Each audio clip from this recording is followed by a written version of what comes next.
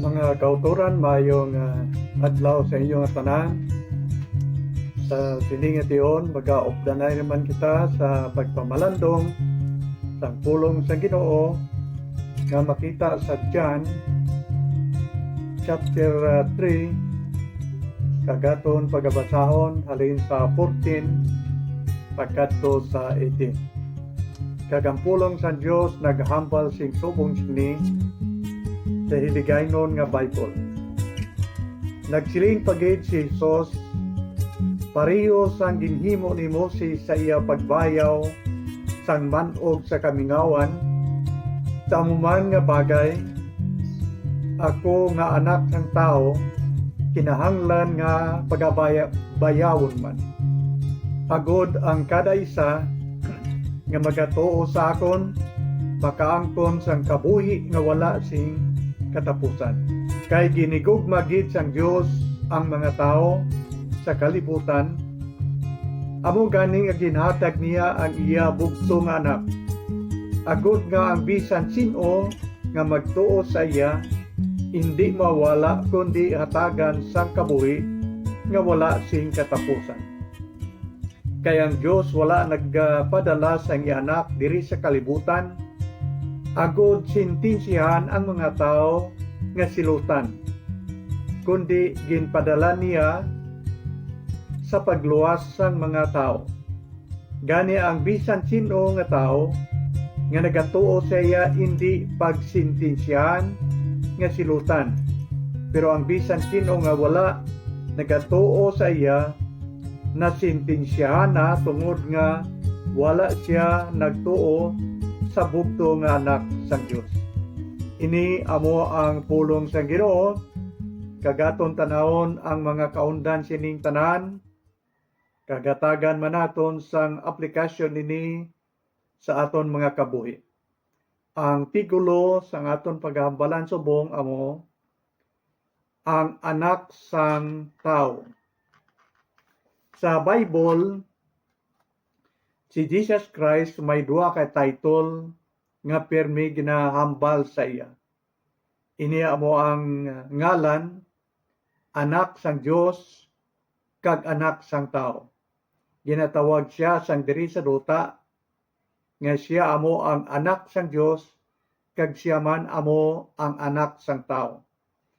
Duha ini sila tungod kay nabal-an naton nga si Jesus Christ nangin tao. Diyos siya nga nagsulob sang lawas sang tao, siyang pagkaridri sa sini nga kalibutan. Kaga ang bahin sang Bible nga aton ginbasa bag-o lang, ini amo ang sugpon sadtong sugilanon nga sino Nicodemus nagkadto kay Jesus Christ. Kag naghambal siya kay Jesus Christ, siling niya, Sir, nabal-an namon nga ikaw halin sa Dios tungod kay wala sang bisan sino nga makahimo sing dalagko nga milagro nga imong ginahimo, luwas kon ang Dios nagaupod sa imo.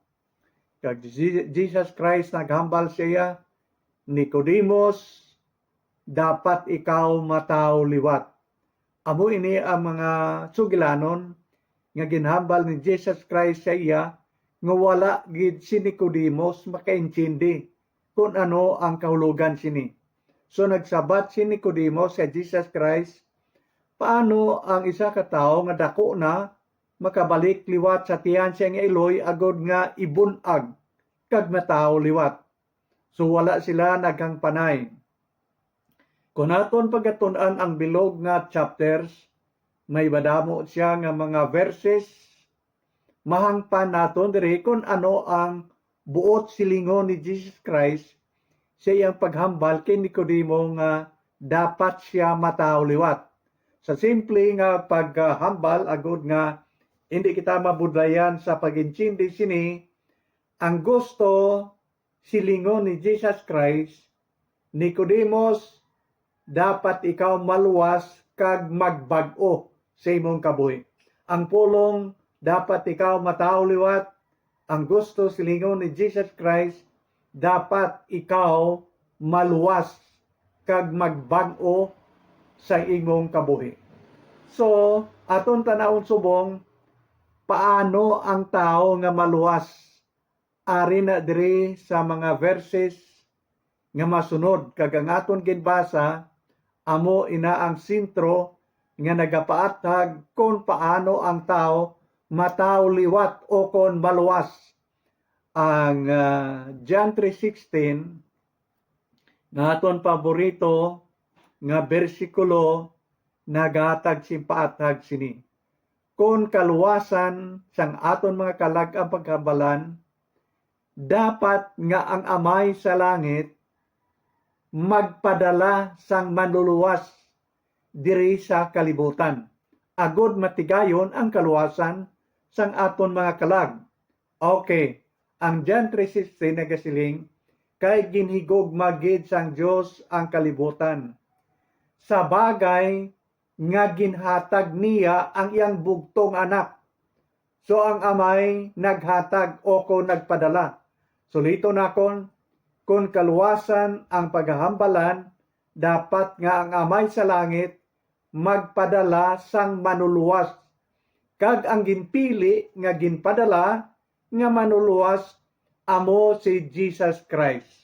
Kagagod nga makakadto sa dis kalibutan, kag magapuyo upod sa mga tao, kita nga mga tao nga mga makasasala, si Kristo nangin tao.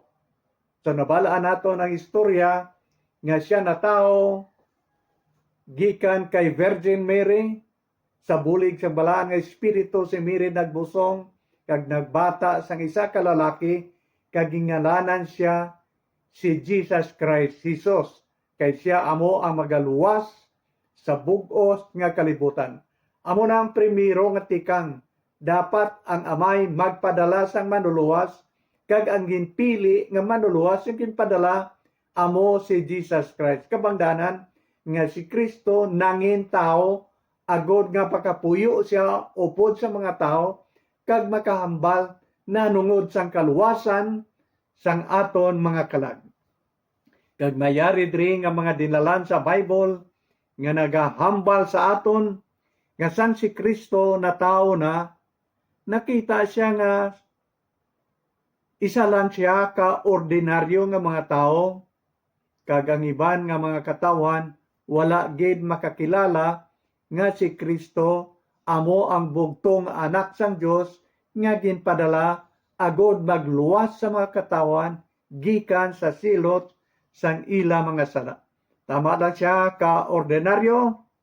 Siling sang Bible sa aton sa John 1 chapter 1 verse 14, siling ni John, ang pulong nangin tao.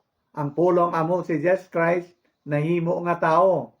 Kag siling ni John, nakita naton ang iyang himaya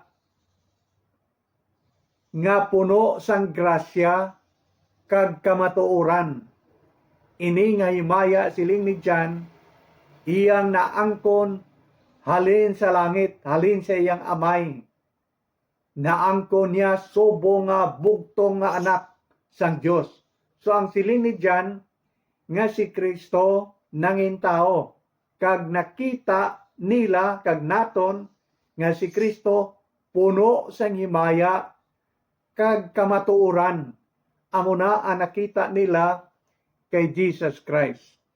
May mga iban pagid nga manugsulat sang Bible nga nagahambal nanungod sang kabuhi ni Jesus Christ. Kag nakita samtang diri siya sa duta nga nagakabuhi. Si San Pablo, kag aton makita ang iya nga ginsulat sa Pilipos kapitulo 2 halin sa 6 pakadto sa 8, ang iyang gindescribe sa kabuhi ni Kristo sa diri pa siya sa duta amo ini. Siling ni San Pablo, bisan siya Dios, pero wala siya magpakigtupong katulad sa Dios. Sa baylo, siling ni San Pablo, nagpaubos siya sa iyang kaugalingon, nagpakita sa dagway sang ulipon, kag nagmatinumanon siya tubtob sa kamatayon, bisan pa sa kamatayon dito sa cross. So ang siling ni San Pablo, sang diri pa siya sa duta, nagpaubos siya siyang kagalingon. Nakita katulad sang dagway sang ulipon, kag si Kristo siya matinumanon tubtob sa kamatayon. Nagmatinumanon siya siyang amay tubtob sa kamatayon dito sa cross. Si Kristo siyang pagkaris kalibutan, wala madula ang iyang pagka-Diyos. Kapangdanan nga ginatawag siya anak sang Diyos kag anak sang tao. Kung tawgon siyang anak sang tao, nagatudlo ina sa aton sadtong tion nga ginbunag siya ni Virgin Mary kag nagkabuhi upod sa mga tao sa sini nga kalibutan. Pero sang si Kristo wala pa matao, pero si propeta Isaiah may ginhambal na nanungod sa iya. Si propeta Isaiah naghambal sa tion nga matao na si Kristo. Siling ni propeta Isaiah sa 53, halin sa 1 pakadto sa 2. Siling niya si Kristo katulad sang tanom nga nagtubo sa kigas nga duta. Batuhon nga duta, wala sang tubi, kigas nga duta. Kung amo sina, si Kristo sang natao, nagakabuhi siya nga imol. Kay man ang tawhanon niya nikanan, si Mary kag si Joseph iyang amay, imol. So nagakabuhi siya sa imol nga pangabuhi. Kung sa bagay, si Joseph kag si Mary nag-star dito sa Nazareth, may ara sila nga shop. Si Kristo nagabulig dito obra sa shop. Sili ni Isaiah katulad siya sang tanom nga nagtubo sa kigas nga duta. Hard worker si Jesus Christ. Nangin kabulig siya ni Joseph sa pag-obra dito sa shop. Nagapanghimo sila lamisa, pulungkuan, kabinet, iban pa. Kagaluwas sina ang kasaysayan nagatudlo nga si Joseph ang iya tawanon nga tatay, temprano pa napatay. So siya ang nagbulos pag-manage sa pag-obra dito sa shop. So insakto si Isaiah sa iyang pagsiling nga si Jesus Christ katulad sang isa ka tanom nga nagtubo sa kigas nga duta. Nagpangabuhi siya sa imol nga pagpangabuhi upod sa kay Mary nga iyang nanay. Nagpangabudlay siya todo-todo. Kung sa bagay, kung imo tan-aon ang bilog nga kamatuoran, si Jesus Christ amo ang tag-iya sang kalibutan. Kag ang tanan nga mga kasapatan, mga isda, kag tanan nga manggad sa sining kalibutan, iya ni Jesus Christ kay siya anak sang Dios. Pero ginpili niya nga magpangabuhi sang imol nga pagpangabuhi, naintindihan niya ang pagpangabuhi sang imol, naintindihan niya ang pagpangabuhi naton nga mga tao tungod kay siya nangin tao kag nagpangabuhi katulad sang pagpangabuhi sang imol nga mga tao. Karon agod matigayon ang aton kaluwasan, hindi lamang nga si Kristo mangin tao, kundi dapat siya ihalad paagi sa pagpalansang sa cross. Ini agod nga makita naton paano nga matigayon ang aton nga kaluwasan. Siling nakon dapat siya mangintao, ikadua dapat siya nga maghalad sa iyang kabuhi paagi sa pagpalansang sa cross. Halin pa sa Old Testament, pagkadto sa New Testament, may ara na nga ginatudlo nga ang Mesiyas nga magakari. Sa pagluwas sa aton, dapat niya ihalad ang iyang kabuhi. Kagamoy ni makita sa Old Testament, sa Genesis Kapitulo 3, versikulo 15. tapos nga mahulog ang tao sa sala. Immediately after nga ang tao nahulog sa sala, ang Diyos naghambal sa manog nga amo si Satanas. Siling sang Diyos sa iya kay Satanas, magaantos ikaw si imong pagpangabuhi diri sa duta. Magasaog ikaw sa duta, siling sang Diyos sa manog nga amo si Satanas. Tungod kay ang imo paghulag, magakamang o kung magasaog ikaw sa duta, ang imong baba mabuta pirmi sang yabok. Kag nagpadayon ang Diyos hambal kay Satanas. Siling ni sang Diyos, hatagan nakon sang kaawayon, mag-inaway ikaw kag ang anak sang babae. Ang anak sang babae amo si Jesus Christ. Ang babae amo si Virgin Mary. Hatagan sang Diyos sang kaawayon sila nga duha. Ang anak sang babae kag ang manog kung sa aton pa si Satanas. Siling sang Diyos kay Satanas, ikaw magasamad sang iyatikod. Pero ang anak sang babae magadugmok sang imo ulo. Hambal ina sa Old Testament, wala pa mataw si Jesus Christ.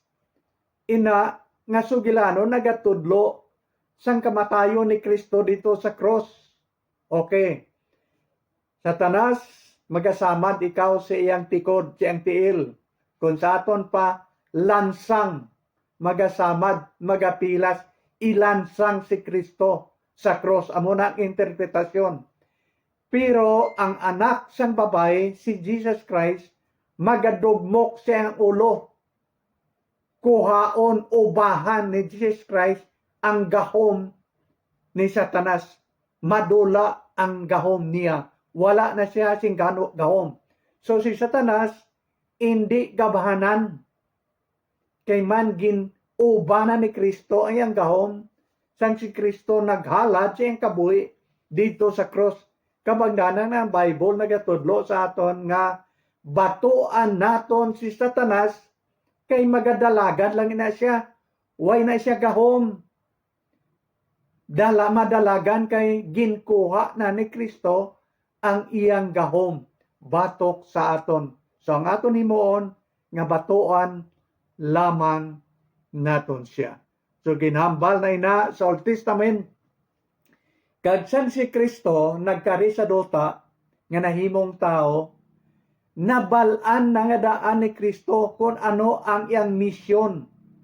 Kag nabalaan naman niya nga magaanto siya sa cross. Pero ang siling sang Bible, si Kristo nagmatinumanon. Bisan nga nabalaan niya nga ihalad niya ang kabuhi pagi sa kamatayon dito sa cross, siya willing sa pagkari kag sa paghalad sang iyang kagalingon, agod lamang nga matigayon ang kaluwasan sang aton kalag. Ang Bible nagasiling nga si Kristo nagkari, hindi agod nga alagaron, kundi magaalagad kag magahatag siyang kabuhi, agod nga maluwas ang mga madamo nga mga tao. Kag sa John chapter 10, halin sa 17 pagkadto sa 18, ato nabatyagan nga si Kristo nakahibalogid nga ilansang sa cross, kag siya willing maghalad sa iyang kabuhi para sa aton.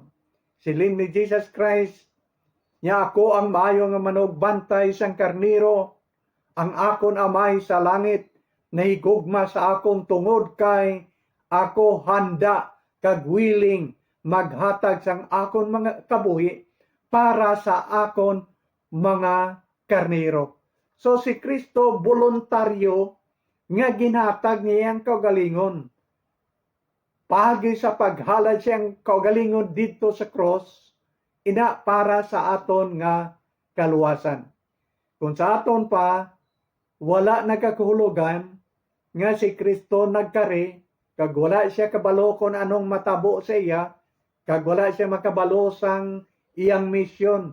inang tanan athag kay Jesus Christ, pero nag-decide siya willingly, nagkadto siya nagpalansang sa cross, ina mga utod para sa imo kag para sa akon, kay hindi kita makaangkon sang kaluwasan sang aton mga kalag, luwas kon si Kristo, hindi kag wala maghalad siyang kabuhi para sa aton.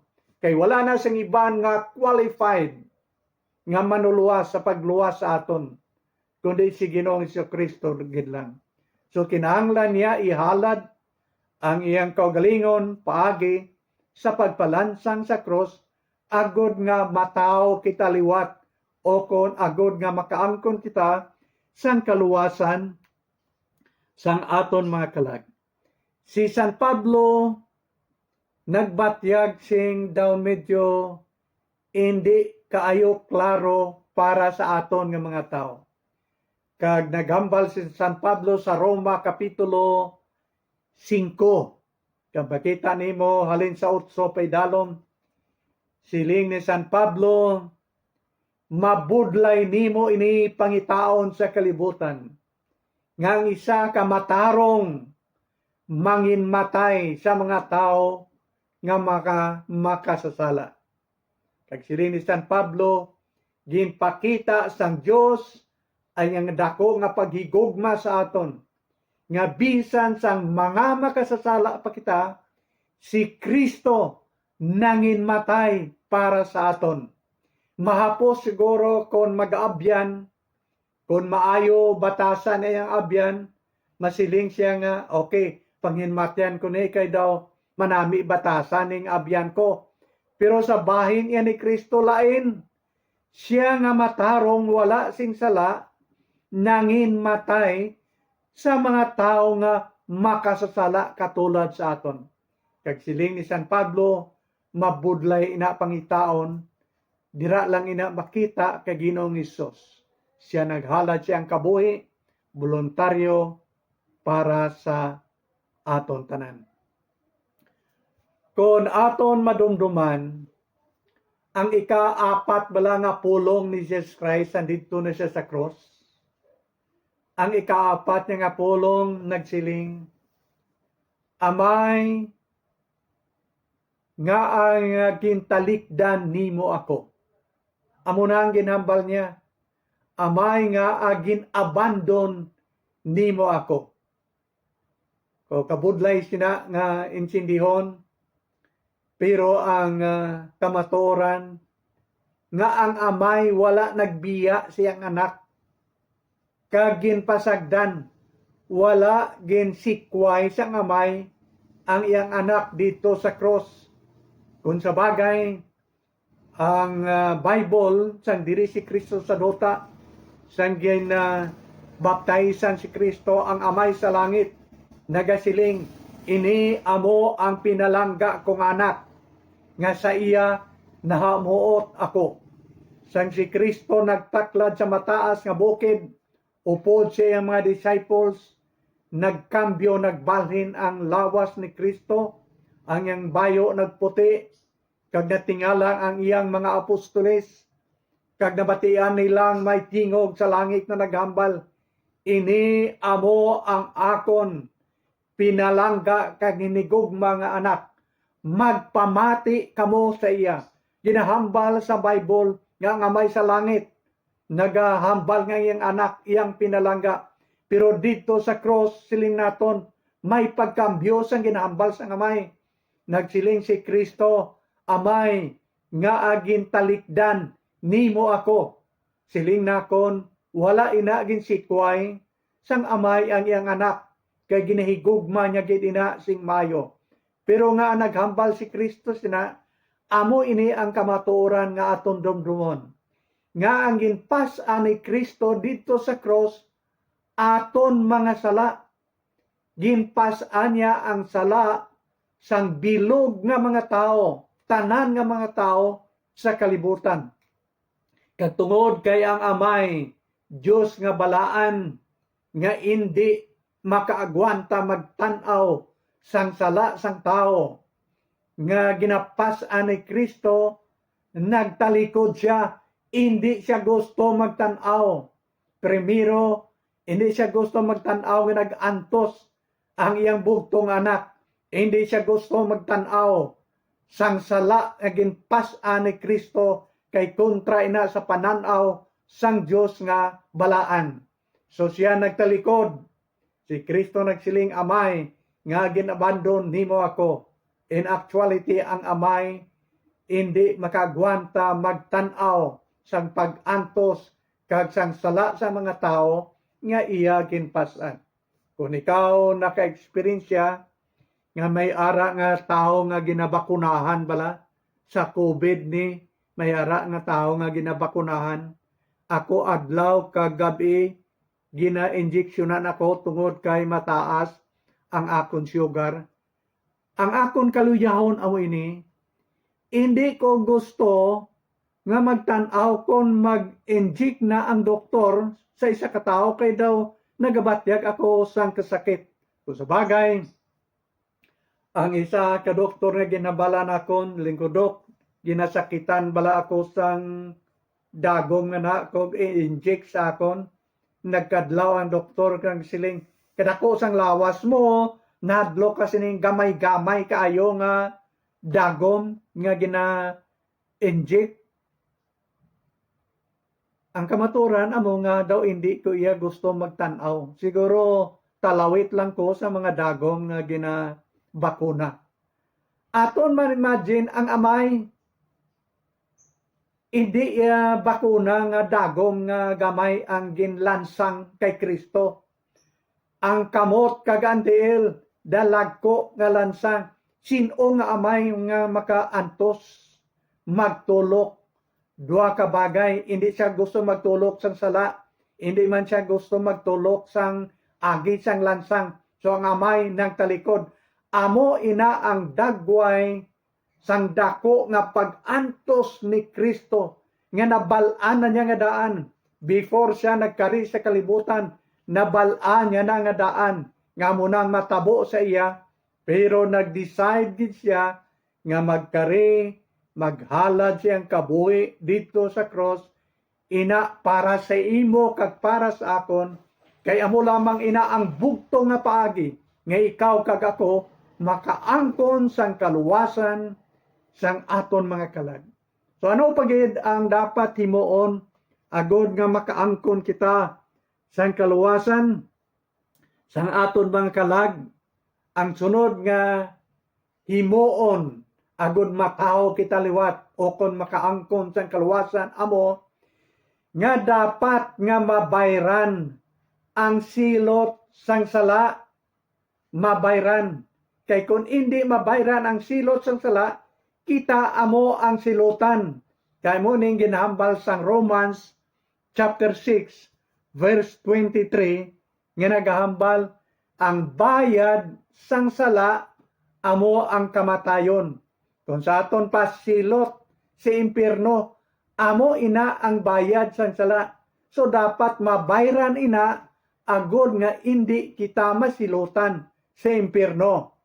So ang nagbayad agod hindi kita masilutan si Jesus Christ.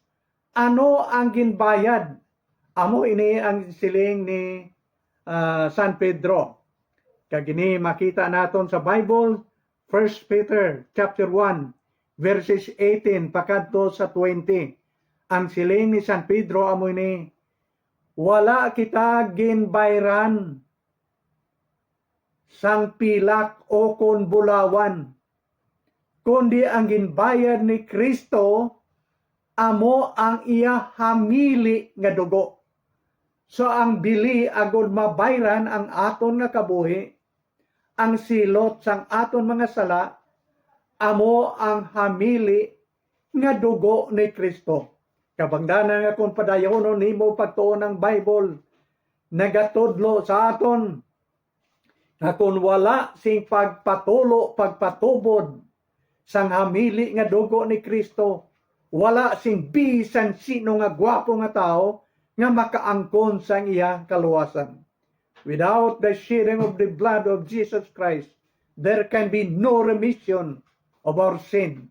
Bisan isa lang katulo o kung lagdo sang hamili nga dugo ni Kristo, supisente na ina nga makaluwas sang sala sang tanan nga mga tao sa kalibutan.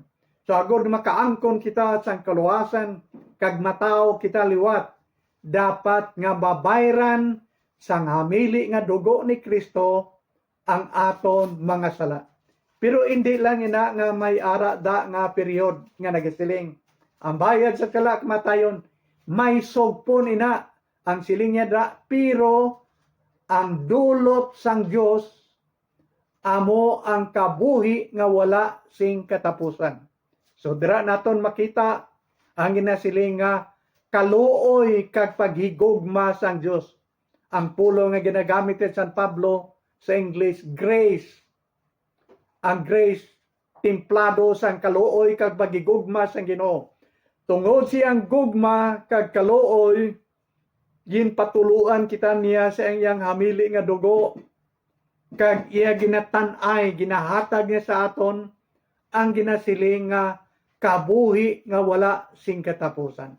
Ang bayad sang sala amo ang kamatayon, pero ang dulot sang Dios amo ang kabuhi nga wala sing katapusan. Imbis kamatayon, ginbayran niya agod nga ihatag niya sa aton ang kaluwasan sang aton mga kalag.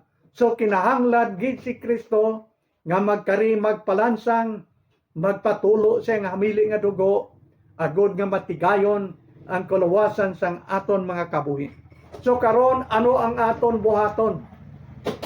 Ang aton buhaton amo ini, natapos na ni Kristo tanan ang iyang bahin agod nga mataw kita luwat o kon maluwas.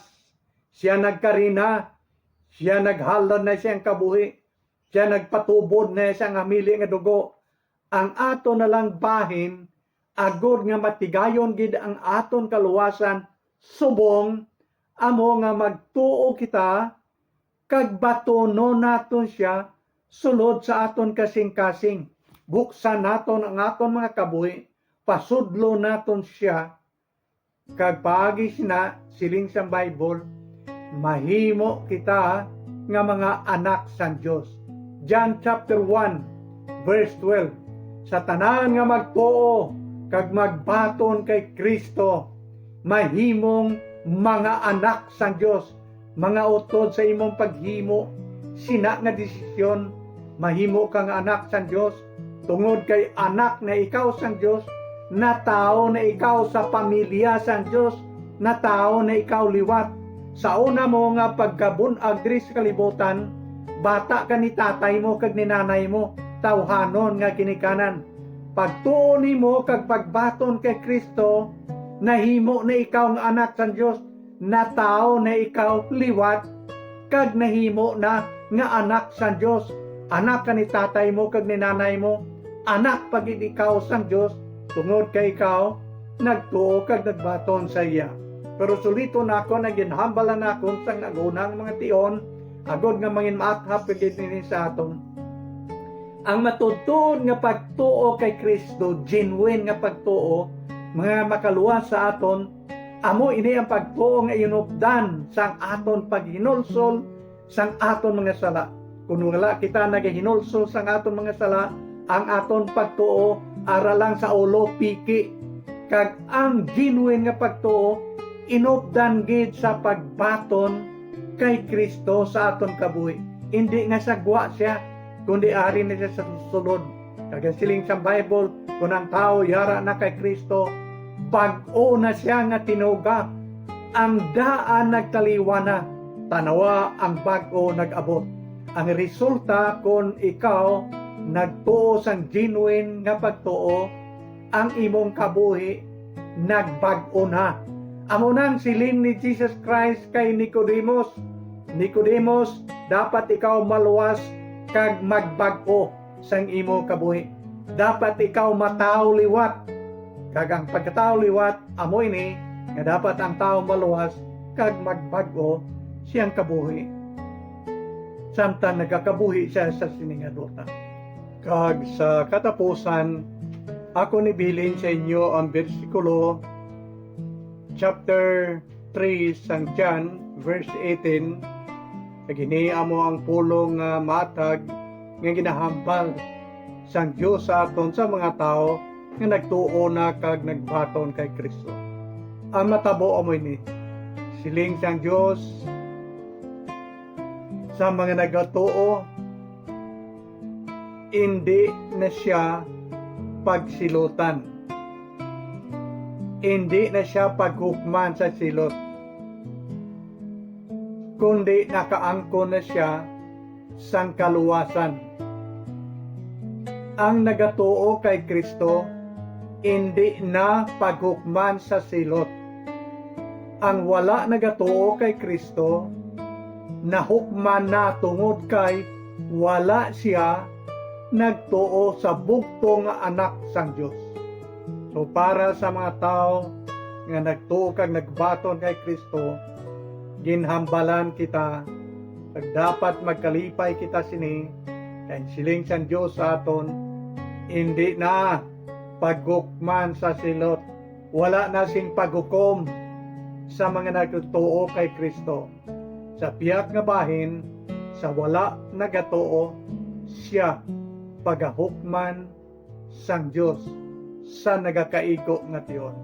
So mga utod, dapat ikaw kag ako magapili subong. Anong himuon ko kay Kristo? Nga nagkari kag naghalad siyang kabuhi. Ang labing maayo nga desisyon amo, isurinder mo ang imong kabuhi sa gamhanan nga kamot ni Kristo. Kay ang kasiguruan sang imo kag akon kaluwasan, yara gid lang sa iya.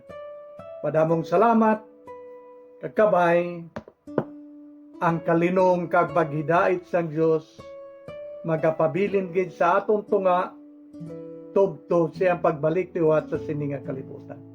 Thank you.